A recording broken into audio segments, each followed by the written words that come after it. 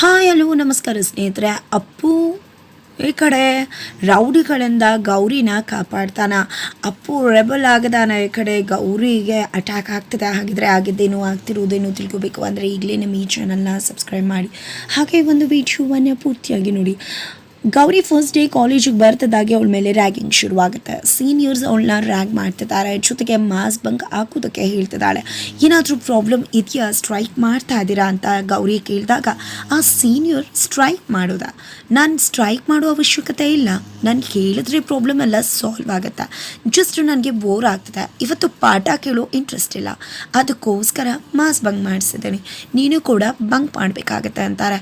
ಏನು, ನೀವು ಸೀನಿಯರ್, ನಿಮಗೆ ಎಷ್ಟು ರೆಸ್ಪೆಕ್ಟ್ ಕೊಡಬೇಕು ಅಂತ ನನಗೆ ಗೊತ್ತಿದೆ, ಹಾಗಂತ ವಿನಾಕಾರಣ ಮಾಸ್ ಬಂಕ್ ಮಾಡೋದು ಅದು ಇದು ಅಂತ ನನ್ನನ್ನು ಕೇಳಿದ್ರೆ ನಾನು ಯಾವುದೇ ಕಾರಣಕ್ಕೂ ಕೂಡ ಮಾಡೋದಿಲ್ಲ, ನಿಮ್ಮ ಮಾತನ್ನು ಕೇಳೋಕ್ಕೂ ಕೂಡ ಆಗೋದಿಲ್ಲ ಅಂತಾರೆ.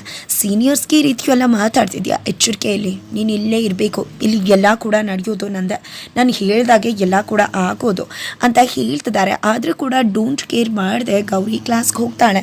ಇಲ್ಲಿ ಮಾಸ್ ಬಂಕ್ ಮಾಡೋರು ಕೂಡ ಮಾಸ್ ಬಂಕ್ ಮಾಡದೆ ಗೌರಿ ಜೊತೆ ಕ್ಲಾಸ್ನಲ್ಲಿ ಇದ್ದಾಗ ಆ ಒಂದು ಲೀಡರ್ ಬರ್ತಾರೆ. ಆ ಒಂದು ಸೀನಿಯರ್ ಲೀಡರ್ ಬಂದಿದೆ, ಏನು ಮಾಸ್ ಬಂಕ್ ಮಾಡು ಅಂತ ಹೇಳಿದ್ರೆ ಏನು ಕ್ಲಾಸಲ್ಲಿ ಕುತ್ಕೊಂಡಿದ್ಯಾ, ಸುಮ್ಮನೆ ಎಲ್ಲರಿಂದ ಹೊರಡ್ತಾರೆ ಅಂತ ಹೇಳ್ತಿದ್ರೆ ಏನು ಮಾಡ್ತಿದ್ರ ನೀವು, ಪಾಠ ಕೇಳೋಕೆ ಬಂದಿರ್ತಾರೆ ಮಕ್ಕಳು, ಎಷ್ಟು ದೂರದಿಂದ ಎಲ್ಲ ಬಂದಿರ್ತಾರೆ ಗೊತ್ತಾ, ಅಂಥವ್ರಿಗೆ ನೀವು ಹಂಗೆ ಅಟೆಂಡೆನ್ಸ್ ಕೊಡಿಸ್ತೀನಿ ಹಾಗೆ ಹೇಗೆ ಅಂತ ನಿಮಗೋಸ್ಕರ ಅವ್ರಿಗೂ ಕೂಡ ಮಾಸ್ ಬಂಕ್ ಮಾಡಿಸ್ತಿದ್ರಲ್ಲ, ಇದು ಎಷ್ಟು ಸರಿ. ನಿಮಗೆ ಆಸಕ್ತಿ ಇಲ್ಲ ಅಂದರೆ ಬೇಡ, ಬಟ್ ಬೇರೆಯವ್ರಿಗೆ ಆಸಕ್ತಿ ಇರತ್ತಲ್ವ, ಕಷ್ಟಪಟ್ಟು ಓದ್ಕೊಂಡು ಬಂದಿರ್ತಾರೆ, ನಮ್ಮ ರೀತಿ ಪ್ರಿವಿಲೇಜಸ್ ಅವ್ರಿಗೆ ಸಿಗೋದಿಲ್ಲ, ಎಷ್ಟು ದೂರದಿಂದ ಹಳ್ಳಿಯಿಂದ ಬಂದಿರ್ತಾರೆ, ಹಾಸ್ಟೆಲಲ್ಲಿ ಇರ್ತಾರೆ, ಬಸ್ಸು ಆಟೋ ಓದ್ಕೊಂಡು ಎಷ್ಟೆಲ್ಲ ಕಷ್ಟಪಟ್ಟಿರ್ತಾರೆ. ಎಷ್ಟೋ ಮಕ್ಳುಗಳಿಗೆ ಓದೋಕ್ಕೆ ಅವಕಾಶ ಸಿಗೋದಿಲ್ಲ, ಅವಕಾಶ ಕೂಡ ಇರೋದಿಲ್ಲ, ಓದಬೇಕು ಅನ್ನೋ ಆಸೆ ಇಟ್ಕೊಂಡಿರ್ತಾರೆ.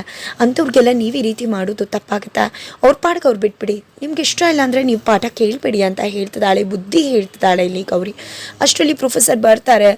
ಅಯ್ಯೋ, ಕೊನೆಗೂ ನಿನ್ನ ನೋಡಿ ಖುಷಿ ಆಗ್ತದಮ್ಮ, ಏನೋ ಕಾಟಾಚಾರಕ್ಕೆ ಬರ್ತಾರೆ, ಡಿಗ್ರಿ ಬೇಕು ಅದಕ್ಕೆ ಅಂತ ಅಂದ್ಕೊಂಡಿದ್ದೆ, ಆದರೆ ಈಗಲೂ ಕೂಡ ಇಷ್ಟು ಡೆಡಿಕೇಶನ್ ಇಟ್ಕೊಂಡು ಓದೋಕ್ಕೆ ಮಕ್ಕಳು ಬರ್ತಾರೆ ಅನ್ನೋದನ್ನೇ ಹೇಳಿದ್ದು ನೋಡಿ ತುಂಬ ಖುಷಿ ಆಯಿತು ಅಂದಾಗ, ಸರ್ ನನಗೆ ಏನು ಅನ್ನಿಸ್ತು ಅದನ್ನಷ್ಟೇ ಒಪಿನಿಯನ್ ಶೇರ್ ಮಾಡಿದ್ದೀನಿ, ಯಾರಿಂದನೂ ಹೊಗಳಿಕೆ ತೊಗೋಬೇಕು ಮೆಚ್ಚುಗೆ ತೊಗೋಬೇಕು ಅಂತ ನಾನು ಈ ಮಾತನ್ನ ಹೇಳಿದ್ದಲ್ಲ ಅಂತ ಗೌರಿ ಹೇಳ್ತಾಳೆ. ಜೊತೆಗೆ ಆ ಪ್ರೊಫೆಸರ್ ಕೂಡ ನೋಡಿದ್ರೆ ಮಾಸ್ ಬಂಕ್ ಮಾಡಿಕೊಂಡು ತರಲೆ ಮಾಡ್ತಿದ್ರಲ್ವ, ನಿಮ್ಗೆ ಇಷ್ಟ ಇಲ್ಲ ಅಂದರೆ ಹೋಗಿ, ಬಟ್ ಓದಬೇಕು ಅನ್ನೋ ಮಕ್ಳುಗಳನ್ನ ಪಾಠ ಕೇಳೋಗ್ಬೇಡಿ, ಈ ಹುಡುಗಿಯಿಂದ ನೀವು ಕಲಿಬೇಕಾಗಿರೋದು ತುಂಬಾ ಇದೆ, ಸೀನಿಯರ್ಸ್ ಆದರೂ ಕೂಡ ಹುಡುಗಿಯಿಂದ ಪಾಠ ಕಲೀರಿ ಅನ್ನೋ ಮಾತನ್ನು ಹೇಳ್ತಾರೆ.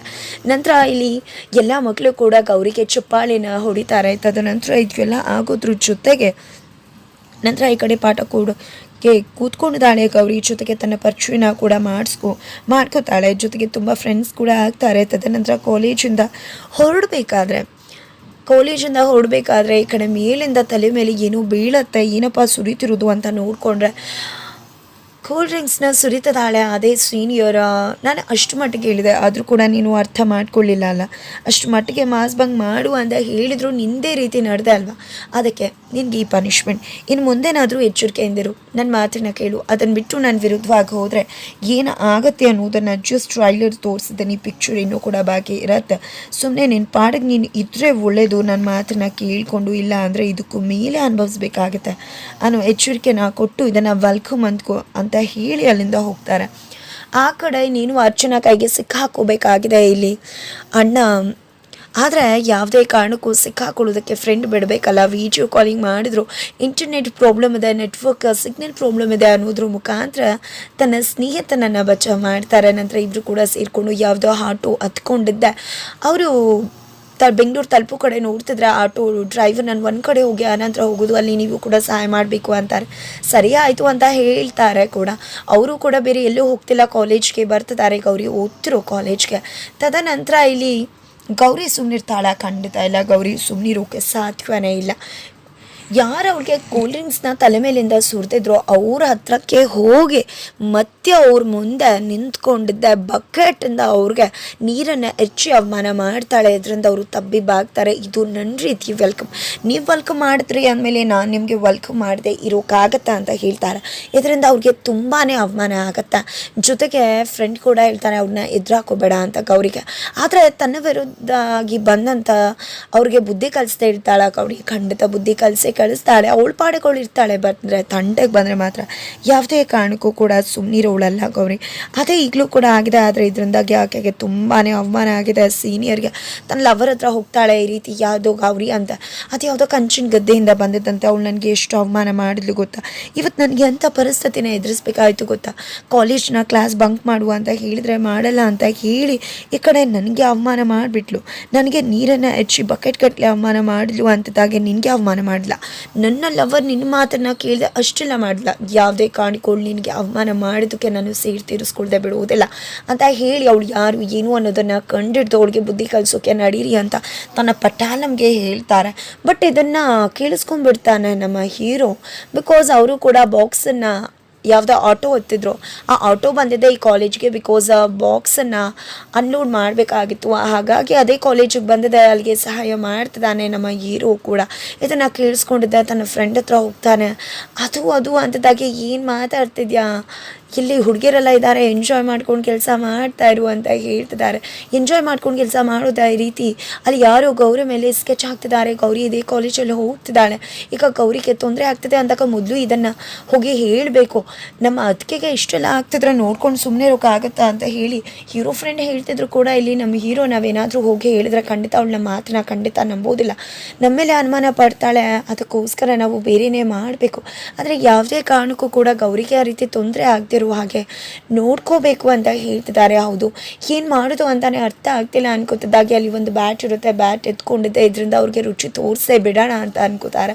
ನಂತರ ಈ ಕಡೆ ಆ ಸೀನಿಯರ್ ಲವರ್ಸ್ ಎಲ್ಲರೂ ಕೂಡ ಮುಖ ಮುಚ್ಕೊಂಡಿದ್ದೆ ಇಲ್ಲಿ ಗೌರಿ ಮೇಲೆ ಅಟ್ಯಾಕ್ ಮಾಡೋಕೆ ಮುಂದಾಗ್ತಾ ಇದ್ರೆ ಇನ್ನೇನು ಗೌರಿ ಮೇಲೆ ಅಟ್ಯಾಕ್ ಮಾಡಬೇಕು ಅಷ್ಟರಲ್ಲಿ ನಮ್ಮ ಹೀರೋ ಬಂದೇ ಬಿಡ್ತಾನೆ. ಬಂದಿದ್ದವನು ಕೂಡ ಮುಖಕ್ಕೆ ಮಾಸ್ಕ್ ಹಾಕೊಂಡಿದ್ದಾನೆ. ಬಂದವನೇ ಸುಮ್ಮನೆ ಬಿಡ್ತಾನ. ಎಲ್ಲರಿಗೂ ಕೂಡ ಮೊಗ್ಗ ಒಂದು ಬ್ಯಾಟಿಂಗಲ್ಲಿ 6 or 4 ಎಲ್ಲನ ಕೂಡ ಬಾರಿಸ್ತಾ ಇದ್ದಾರೆ. ಇದರಿಂದ ಯಾರಪ್ಪ ಇದು ಅಂತ ಅಂದ್ಕೊಂಡು ಒಂದು ಜಬರ್ದಸ್ತ್ ಖಡಕ್ ಫೈಟ್ ಕೂಡ ನಡೆಯುತ್ತೆ. ಈ ಕಡೆ ಗೌರಿಗೆ ಯಾರಿದು ನಮ್ಮನ್ನು ಸೇವ್ ಮಾಡಿದ್ದು ಅಂತ ಅನ್ಕೋತಿದ್ದಾಳೆ. ಬಟ್ ಮಾಸ್ಕ್ ಹಾಕೊಂಡ್ಬಿಟ್ಟಿದ್ದಾರೆ, ಮುಖನ ಮುಚ್ಕೊಂಡ್ಬಿಟ್ಟಿದ್ದಾರೆ ನಮ್ಮ ಹೀರೋ. ಹಾಗಾಗಿ ಯಾರು ಏನು ಅನ್ನೋದು ಕೂಡ ಅರ್ಥ ಆಗ್ತಿಲ್ಲ. ಹಾಗಿದ್ರೆ ಒಮ್ಮೆಲೆ ಗೊತ್ತಾಗ್ಬಿಡುತ್ತಾ ಗೌರಿಗೆ ಇದು ಬೇರೆ ಯಾರೂ ಅಲ್ಲ ನಮ್ಮ ಊರಿನ ಹೀರೋ ಅನ್ನೋ ಸತ್ಯ. ಅಥವಾ ಇಲ್ಲಿ ಗೌರಿಗೆ ಮುಖ ತೋರಿಸ್ದೆ ಬಾಂಧವನಾಗಿ ಗೌರಿನ ಎಂದೂ ಕೂಡ ಕಾಪಾಡು ಹೀರೋ ಆಗಿ ಇದ್ದೇ ಬಿಡ್ತಾನೆ. ಜೊತೆಗೆ ಇವನ ಮೇಲೆ ಗೌರಿಗೆ ಲವ್ ಆಗುತ್ತೆ. ಬಟ್ ಅದು ತಮ್ಮ ಊರಿನ ಆ ಹೀರೋ ಅನ್ನೋದು ಗೊತ್ತಿಲ್ಲ. ಇಲ್ಲಿ ಅವನ ಪ್ರೀತಿಯ ಬಲೆಯಲ್ಲಿ ಸಿಕ್ಕಿ ಬೀಳ್ತಾಳ ಗೌರಿ. ತನ್ನ ಆಪದ್ ಬಾಂಧವನ ಪ್ರೀತಿ ಬಲೆಯಲ್ಲಿ ಏನೆಲ್ಲ ಆಗ್ಬೋದು, ಯಾವ ರೀತಿಯ ಟ್ವಿಸ್ಟ್ ಆ್ಯಂಡ್ ಟರ್ನ್ ತೊಗೋಬೋದು, ಯಾವ ರೀತಿ ಕತೆ ಸಾಗುತ್ತೆ, ಇದು ಎಲ್ಲವನ್ನ ಕೂಡ ತಿಳ್ಕೊಬೇಕು ಅಂದರೆ ಈಗಲೇ ನಮ್ಮ ಈ ಚಾನಲ್ನ ಸಬ್ಸ್ಕ್ರೈಬ್ ಮಾಡಿ. ಹಾಗೆ ಈ ಒಂದು ವಿಡಿಯೋವನ್ನು ಪೂರ್ತಿಯಾಗಿ ನೋಡಿ. ಮತ್ತು ಮುಂದೆ ಇಲ್ಲಿ ಗೌರಿಯ ಟ್ರ್ಯಾಂಗಲ್ ಲವ್ ಸ್ಟೋರಿ ಶುರುವಾಗ್ಬೋದು. ಟ್ರ್ಯಾಂಗಲ್ ಲವ್ ಸ್ಟೋರಿಲಿ ಇಲ್ಲಿ ಗೌರಿ ಪ್ರೀತಿಸ್ತಿರೋ ಹುಡುಗ, ಗೌರಿನ ಪ್ರೀತಿಸ್ತಿರೋ ಹುಡುಗ ಎರಡೂ ಒಂದೇ ಆಗಿರ್ತಾರೆ. ಬಟ್ ಗೌರಿಗೆ ಮಾತ್ರ ಗೊತ್ತಿರುವುದಿಲ್ಲ. ಗೌರಿ ಆಪದ್ ಬಾಂಧವನ ಲವ್ ಮಾಡ್ಬೋದು, ಬಟ್ ನಮ್ಮ ಹೀರೋ ಇದಾನಲ್ವ ಅವನೇ ಆಪದ್ ಬಾಂಧವ ಅನ್ನೋದು ಗೌರಿಗೆ ಗೊತ್ತಾಗುತ್ತೋ ಇಲ್ವೋ, ಏನಾಗತ್ತೆ, ಇದು ಎಲ್ಲವನ್ನ ಕೂಡ ತಿಳ್ಕೊಬೇಕು ಅಂದರೆ ಮುಂದಿನ ವೀಡಿಯೋಗೋಸ್ಕರ ವೇಟ್ ಮಾಡಿ.